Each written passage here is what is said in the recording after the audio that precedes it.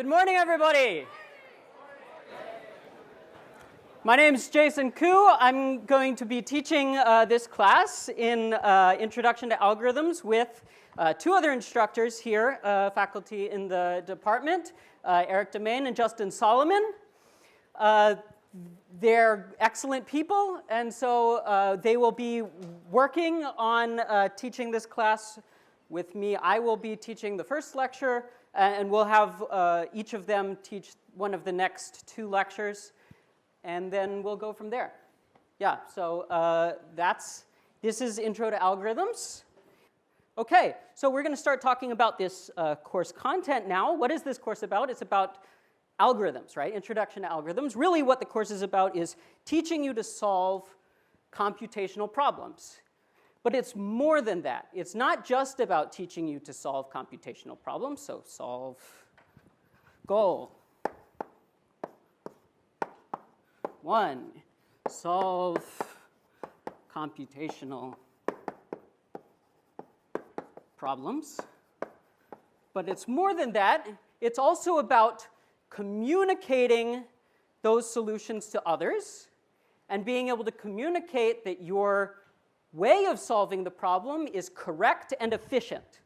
Okay? So it's about two more things. Prove correctness, argue efficiency, and in general, it's about communication. I can't spell, by the way.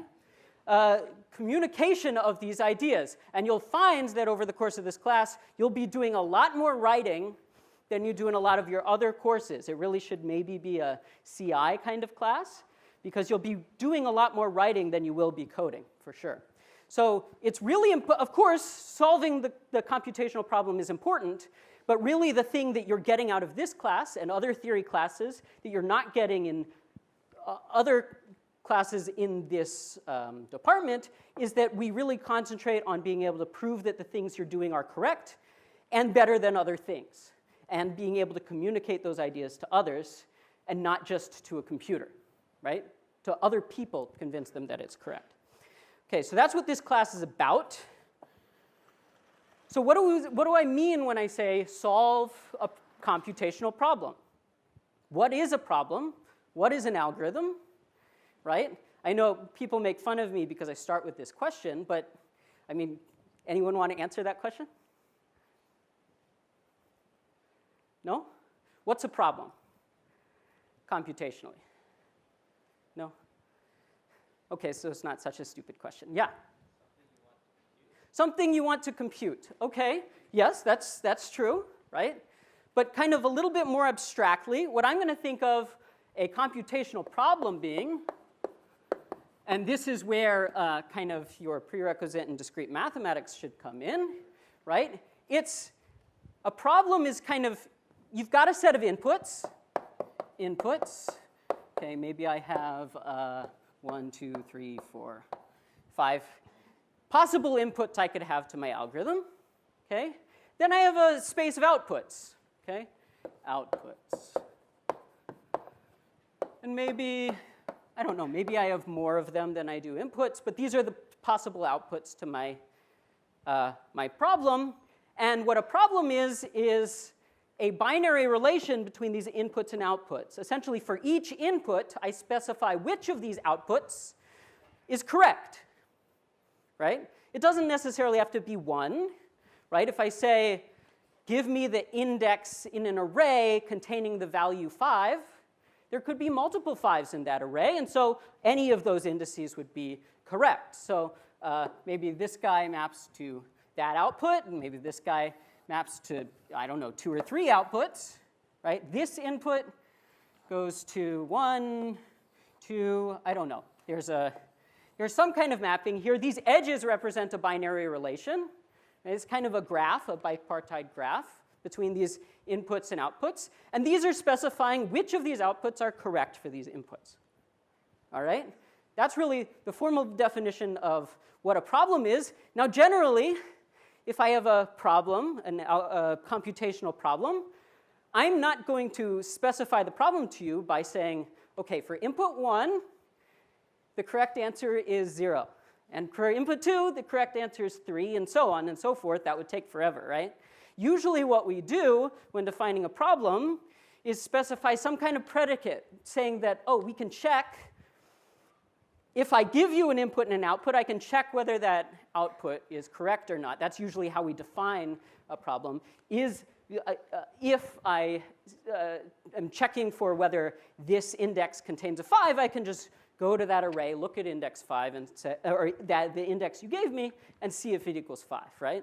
So usually we're putting it in terms of predicates because in general, we don't really want to talk about small instances of problems. So let's say I had the problem of, among the students in this classroom, do any pair of you have the same birthday? Okay? All right, well, probably if there's more than 365 of you, the answer is yes. Right? Right? That by what? Pigeonhole principle, right? 2 of you must have the same birthday, right? But, so let's generalize it a little bit. Say that, I don't know, I need a bigger space of birthdays for this question to be interesting. Maybe I tack on the year. Maybe I tack on the hour that you were born. And that's a bigger space of inputs, and I wouldn't necessarily expect that 2 of you would be born in the same year, on the same day, in the same hour, right? That would be a little less likely. In fact, as long as that space is larger than something like the square of the number of you, right, then I'm less likely than even to have a pair of you. That's a kind of a birthday problem you may have seen in 042. Potentially, right? But in general, I'm not going to mess with probability so much here. I want a deterministic algorithm, right? A way of checking whether 2 of you have the same birth time, let's say. Okay, so in general, in this class, we're not going to concentrate on inputs such as, is there a pair of you in this class that have the same birthday? That's kind of boring, right? I could just say, well, I could do a lot of different things, but what we do in this class, this is for a fixed classroom of you. I want to make algorithms that are general to any classroom, right? To go to your recitation. I want an algorithm that will apply to your recitation.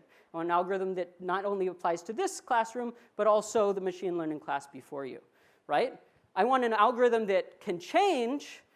It can accept an arbitrarily sized input, right?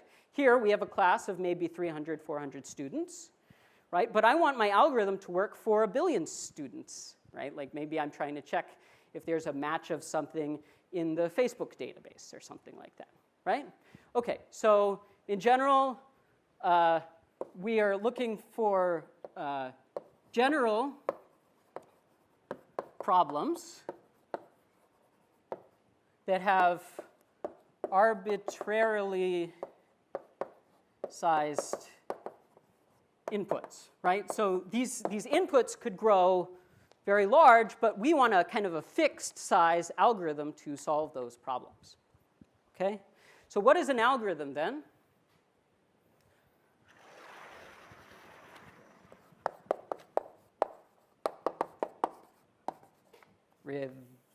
What am I? No. I really can't spell. I told you. Okay. I didn't lie to you. So an algorithm is a little different than a problem. A problem specification, I can state to you what this graph, or I can tell you what this graph looks like. An algorithm is really, I don't know what the outputs are. I don't know what these edges are. But I want a fixed size kind of machine or procedure that if I give it an input, it will generate an output. And if it generates an output, it better be one of these correct outputs, right? So if I have an algorithm that takes in this input, I really want it to output this output, or else it's not a correct algorithm. Similarly, for this one, it could output any of these 3 outputs, But if it outputs this guy for this input, that would not be a correct algorithm, right? And so generally what we want is an algorithm is a function. It takes inputs to outputs, right? An algorithm is some kind of function, right, that takes these inputs, maps it to a single output, and that output better be correct based on our problem. Okay? So that's what our algorithm is. It solves the problem if it returns a correct output for every problem input that is in our domain. Okay? And the example for, does anyone have a possible algorithm for checking whether any two of you have the same birth time as specified before? I'm going to let someone else have a try. Sure. Just ask everyone one by one, and every time check if you heard the birth.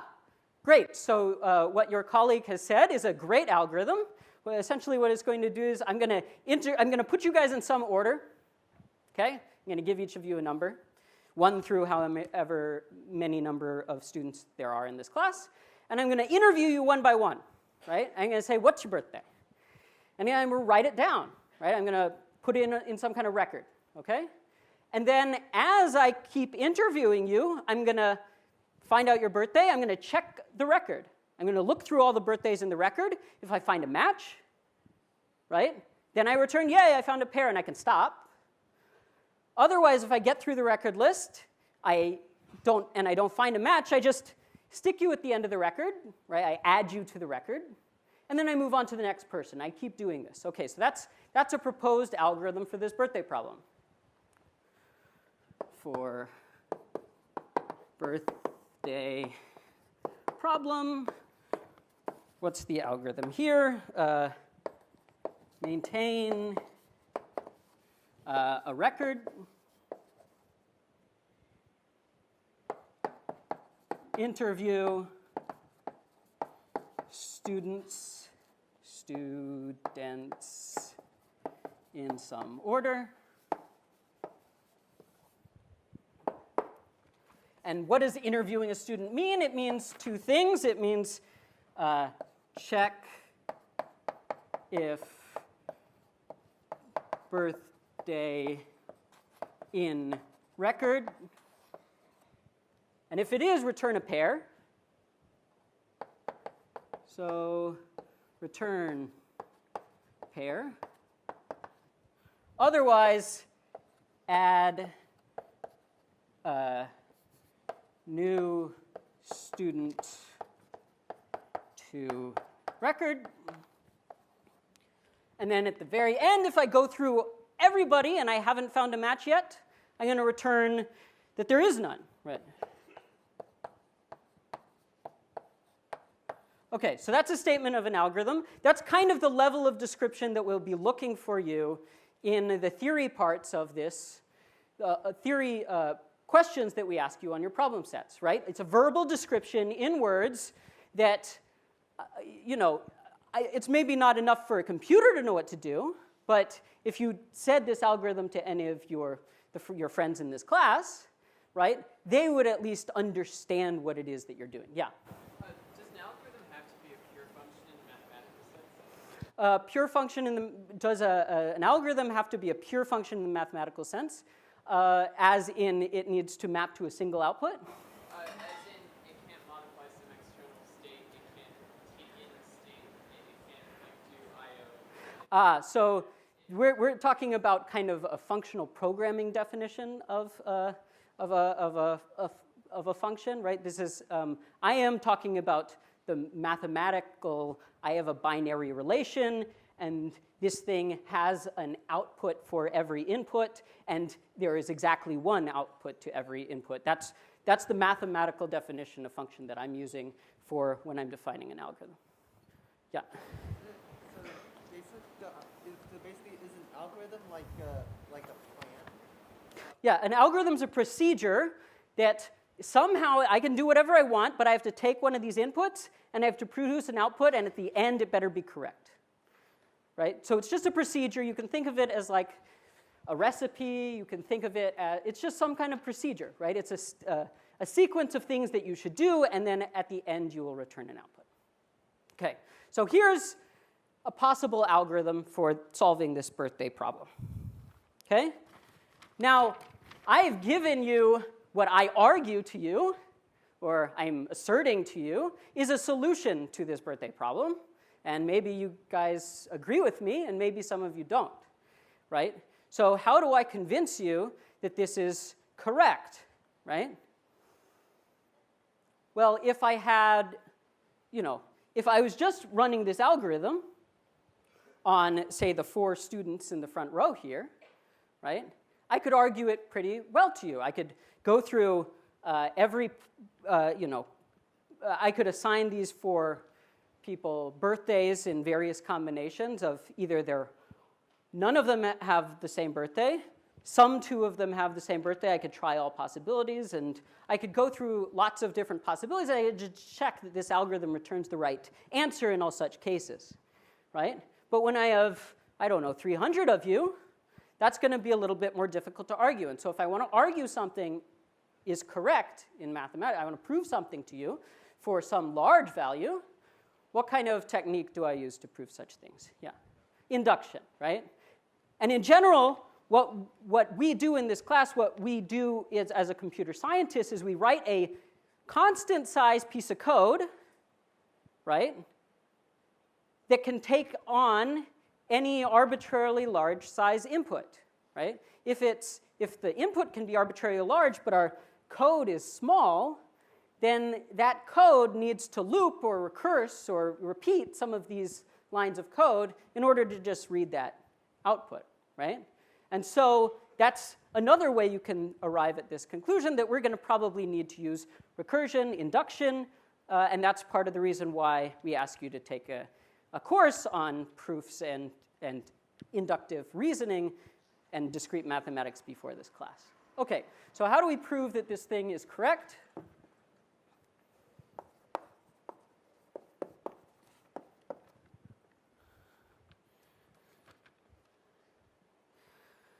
We got to use induction. So how can we set up this induction?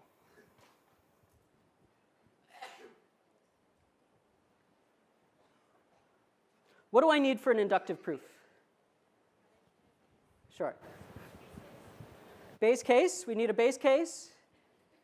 We need some kind of a predicate. Yeah, but we need some kind of statement of a hypothesis of something that should be maintained, right? And then we need to have an inductive step, which basically says I take a small value of this thing, I use the inductive hypothesis, and I argue it for a larger value of my well-ordered set that I'm inducting over, right?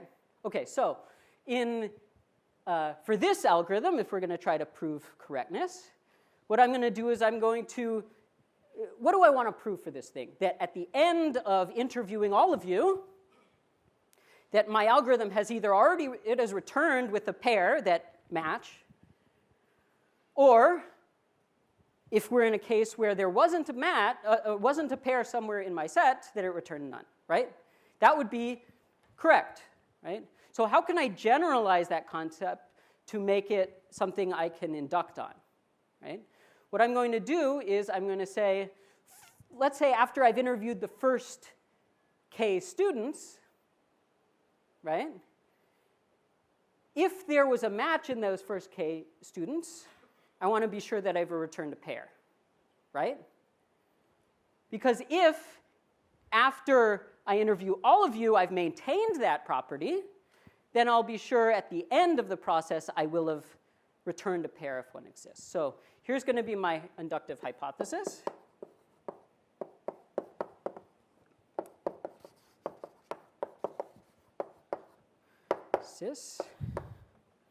Okay, if first K students contain a match,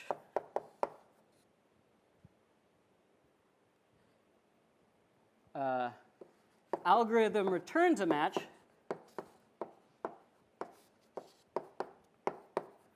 before interviewing, say, student K plus 1.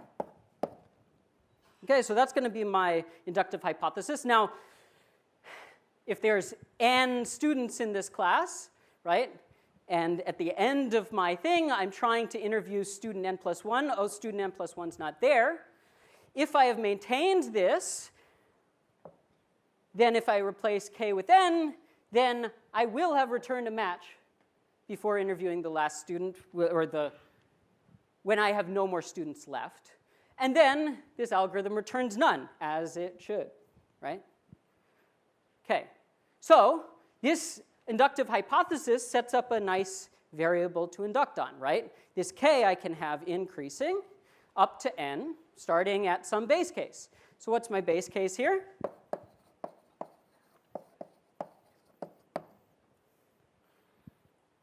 My base case is the easiest thing I can do, sure.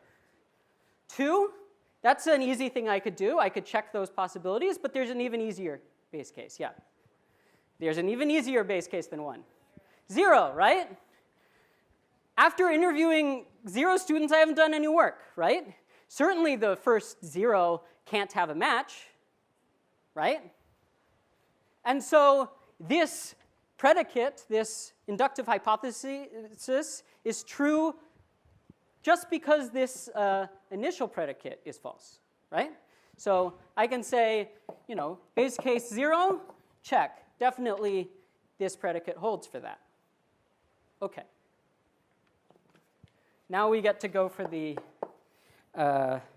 meat of this thing, right? Assume the inductive hypothesis true for k equals, say, some k prime. Okay, and we're considering k prime plus 1, right? Then we have 2 cases. One of the nice things about induction is that it isolates our problem to not consider everything all at once, but break it down into a smaller interface so I can do less work at each step, right? So there are 2 cases. Either the first k already had a match, right? In which case, by our inductive hypothesis, we've already returned a correct answer, right? The other case is it doesn't have a match, and we interview the k plus 1th student, the k prime plus 1th student. If there is a match in the first k prime plus 1 students, then it will include k prime plus 1, the student k prime plus 1, because otherwise there would have been a match in the things before it, right? So there are 2 cases. If k contains match k prime, if first k contains match, already returned, turned by induction, right? Else, if k prime plus 1 students contains match,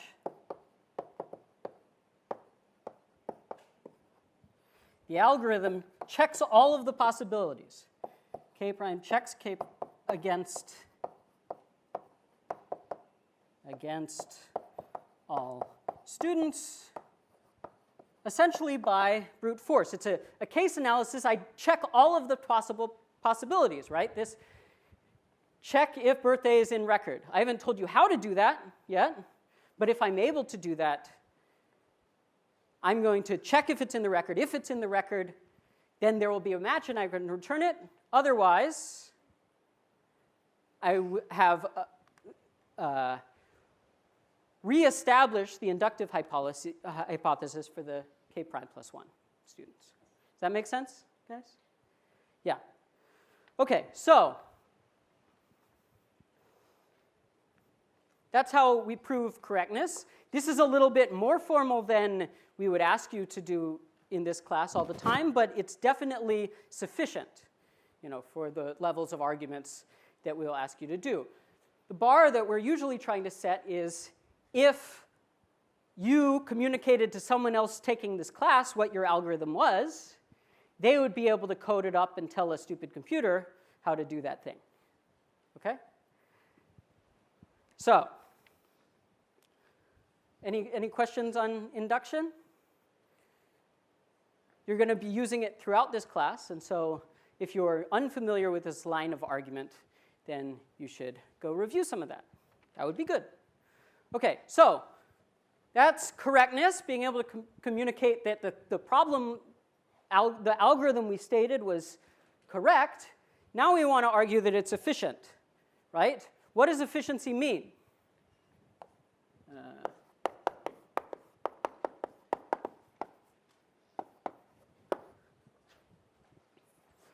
Efficiency just means not only how fast does this algorithm run, but how fast does it compare to other possible ways of approaching this problem, right?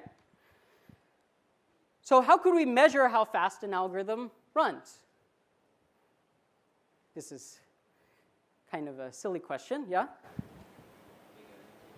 Yeah, just record the time it takes for a computer to do this thing, right? Now, there's a problem with just coding up an algorithm, telling a computer what to do, and timing how long it takes. Why? Yeah. It would depend on the size of your data set. Okay, we expect that, but there's a bigger problem there. Yeah? It depends on the strength of your computer, right? So I would expect that, if I had a watch calculator and I programmed it to do something, right? That might take a lot longer to solve a problem than if I asked, IBM's research computer, right, to solve the same problem using the same algorithm, even with the same code, right? Because its underlying operations are much faster, right? How it runs is much faster. So I don't want to count how long it would take on a real machine. I kind of want to abstract the time it takes the machine to do stuff out of the picture. What I kind of want to say is, let's assume that each kind of fundamental operation that the computer can do takes some fixed amount of time, okay? How many of those kinds of fixed operations does the algorithm need to perform to be able to solve this problem, right? So here we don't measure time. Instead, count kind of fundamental operations, okay? We'll get to what some of those fundamental operations are in a second, but the idea is we want a measure of how well an algorithm performs, not necessarily an implementation of that algorithm, right? Kind of an abstract notion of how well this algorithm does.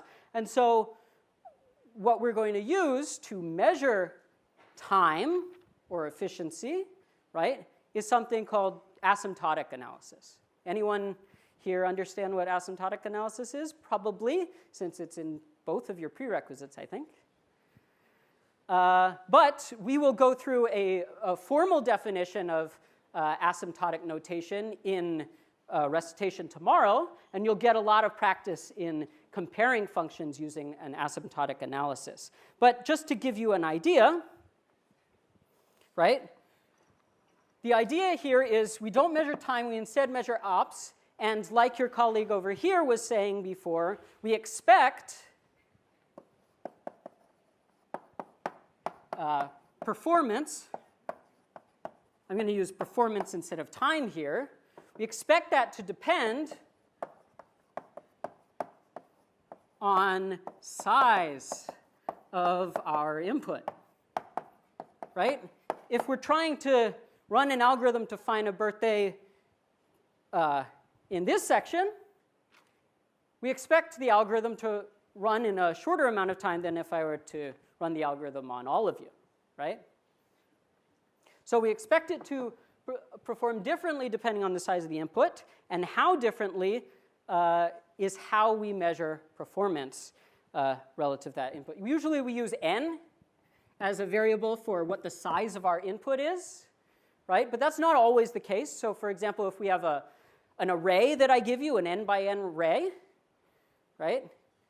That we're going to say n, but what's the size of our input? How much information do I need to convey to you to give you that information? It's n squared, right? So that's the size of our input in that context, right? Or if I give you a graph, it's usually the number of vertices plus the number of edges. That's how big, how much space I would need to convey to you that graph, that information. Okay, so we compare how fast an algorithm is with respect to the size of the input, right? And if that, we'll use the asymptotic notation. We have big O notation, which corresponds to upper bounds.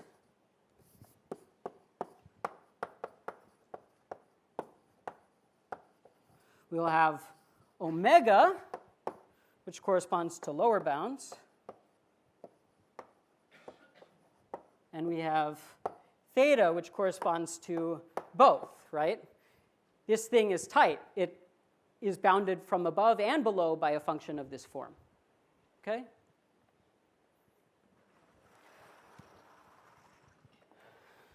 Now we have a couple common ways, a couple common functions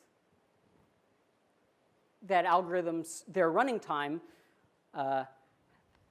we have a couple common functions that relate an algorithm's input size to its performance. Some things that we saw all the time. Can anyone give me some of those? Say again? Insert tabs. Sorry. So like a function, I'm not asking this question well, but has anyone heard of a linear algorithm? A linear time algorithm, right? That's basically saying that the running time of my algorithm, the performance of my algorithm is linear with respect to the size of my input, right? Yeah. Say again?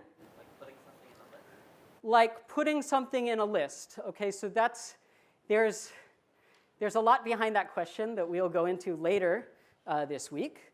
But that's an example of if I do it in a silly way, I stick something in the middle of a list and I have to move everything, that's an operation that could take linear time, right? Okay. So linear time is a type of function. We've got a number of these. I'm going to start with this one. Does anyone know what this one is? Constant time. Okay. Basically, no matter how I change the input, the amount of time this running time, the performance of my algorithm takes, it doesn't really depend on that. Okay. The next one up is something like this. This is logarithmic time. Okay. We have theta n, which is linear, n log n, right? Sometimes we call this log linear, but we usually just say n log n. Okay. We have a quadratic running time. In general, if I have a constant power up here, right, it's n to the c for some constant. This is what we call polynomial time, right? As long as c is some constant. And this right here is what we mean by efficient in this class usually, right? In some other classes, right, when you have big data sets, maybe this is efficient, right? But in this class, generally what we mean is polynomial, and as you get down this thing, things are more and more efficient, okay?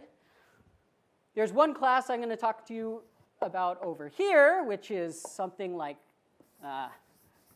let's do this, 2 to the theta of n, right? Exponential time, this is some constant to a function of n that's, say, superlinear. That's going to be, pretty bad. Why is it pretty bad? If I were to plot some of these things as a function of n, right? Let's say I plot values of up to 1,000 on my n scale here, okay? What does constant look like? Maybe this is 1,000 up here too. What does a constant look like? Looks like a line, right? It looks like a line over here somewhere. It could be as high as I want, But eventually, anything that's an increasing function will get bigger than this, right? And on this scale, if I use log base 2 or some reasonable small constant, what does log look like?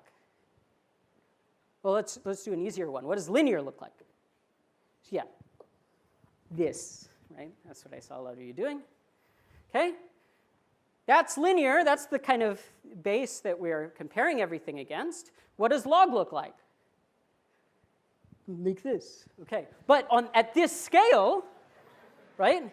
At this scale, really, it's much closer to constant than linear. And actually, as n gets much, much larger, this almost looks like a straight line. It almost looks like a constant. So log is almost just as good as constant, right? What does exponential look like? It's the exact inverse of this thing, right? Right? It's almost an exact straight line going up, right? So this is crap. This is really good. Almost anything in this region over here is better, right? At least I'm gaining something. I'm able to not go up too high relative to my input size. So quadratic, I don't know, is something like this, and n log n is something like this. N log n, after a long time, really starts just looking linear with a constant multiplied in front of it, right? Okay, so these things good, that thing bad, okay? That's what that's trying to convey. All right, so how do we measure these things if I don't know what my fundamental operations are that my computer can use, right? So we need to define some kind of model of computation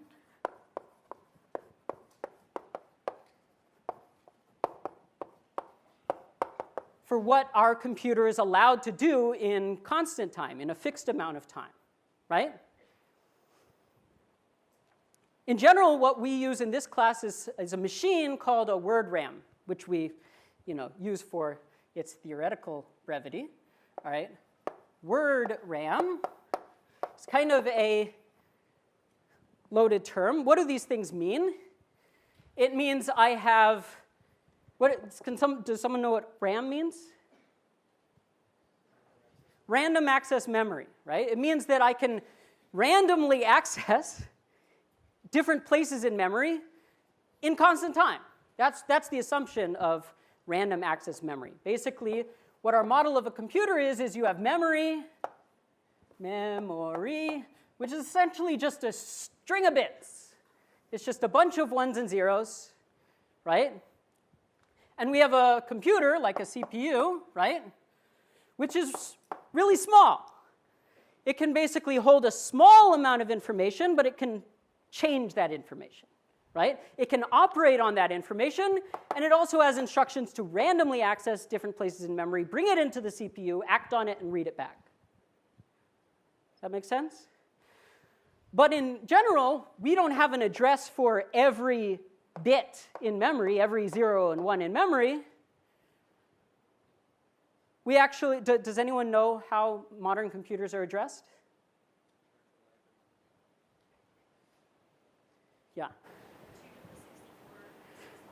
Okay, so we're going to get there. Actually, what a modern computer is addressed in is bytes, okay, collections of 8 bits. So there's an address I have for every 8 bits in memory, consecutive 8 bits in memory. And so if I want to pull something into the CPU, I give it an address. It'll take some chunk, right, and bring it into the CPU, operate it on it, and spit it back, okay? How big is that chunk? This goes to the answer that you were asking, or saying, which is it's some sequence of some fixed number of bits, which we call a word. Okay? A word is how big of a chunk that the CPU can take in from memory at a time and operate on. Okay? In your computers, how big is that word size? 64 bits, right? That's how much I can operate on a time. When I was growing up, when I was your age, okay, my word size was 32 bits. And that actually was a problem for my computer because in order for me to be able to read to address in memory, I need to be able to store that address in my CPU, in a word, right? But if I have 32 bits, how many different addresses can I address? I have a limitation on the memory addresses I can address, right? So how many different memory addresses can I address with 32 bits? 2 to the 32, right? That makes sense. Well, if you do that calculation out, how big of a hard disk can I have to access? It's about 4 gigabytes, right? So in my day, all hard drives were limited to being partitioned. Even if you had a bigger than 4 gigabyte hard drive, I had to partition it into these 4 gigabyte chunks, which the computer could then read onto, right? That was very limiting, actually. That's a restriction. With 64 bits, what's my limitation on memory that I can address? Byte addressable. Turns out to be something like 20 exabytes. To put this in context, all data that Google stores on their servers, on all drives throughout the world, it's about 10. Right? So we're not going to run out of this limitation very soon, right? So what do we got? We've got a CPU. It can address memory. What are the operations I can do in this CPU? Generally, I have binary operations. I can compare 2 words in memory, and I can either do, integer arithmetic,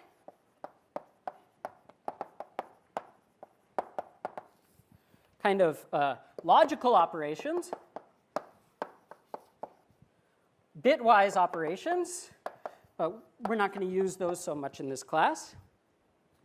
And I can read and write from an address in memory, a word, in constant time. Those are the operations that I have available to me on most CPUs. Some CPUs give you a little bit more power, but this is generally what we analyze algorithms with respect to, okay?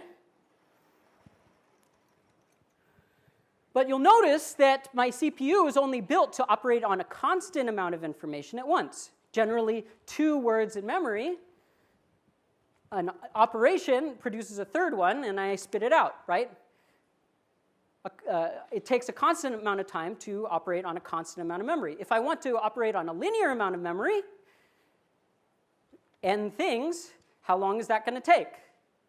Right? If I just want to read everything in that thing, it's going to take me linear time, right? Because I have to read every part of that thing. Okay?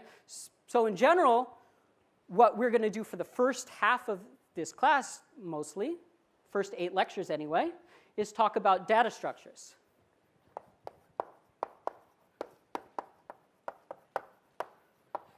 And it's going to be concerned about not operating on constant amount of data at a time, like our CPU is doing, but instead what it's going to do is store a large amount of data and support different operations on that data, okay? So if I had a record that I want to maintain to store those birthdays that we had before, I might use something like a static array, right, which you guys maybe are not familiar with if you have been working in Python as your only programming language, okay? Python has a lot of really interesting data structures like a list and a set and a dictionary and all these kinds of things that are actually not in this model. There's actually a lot of code between you and the computer, and it's not always clear how much time that interface is taking, right? And so what we're going to do starting on Thursday is talk about ways of storing a non-constant amount of information to make operations on that information faster. So just before you go, I just want to give you a quick overview of the class. To solve an algorithm problem in this class, we essentially have 2 different strategies. We can either reduce to using the solution to a problem we know how to solve, or we can design our own algorithm, which is going to be recursive in nature. We're going to either put stuff in the data structure, we're going to solve a sorting problem, or search in a graph. And then to design a recursive algorithm, we have various design paradigms. This is all in your notes, but this is essentially the structure of the class. We're going to spend quiz 1, the first 8 lectures, on data structures and sorting. Second quiz will be on shortest paths algorithms and graphs. And then the last one will be on dynamic programming. Okay, that's the end of the first lecture. Thanks for coming.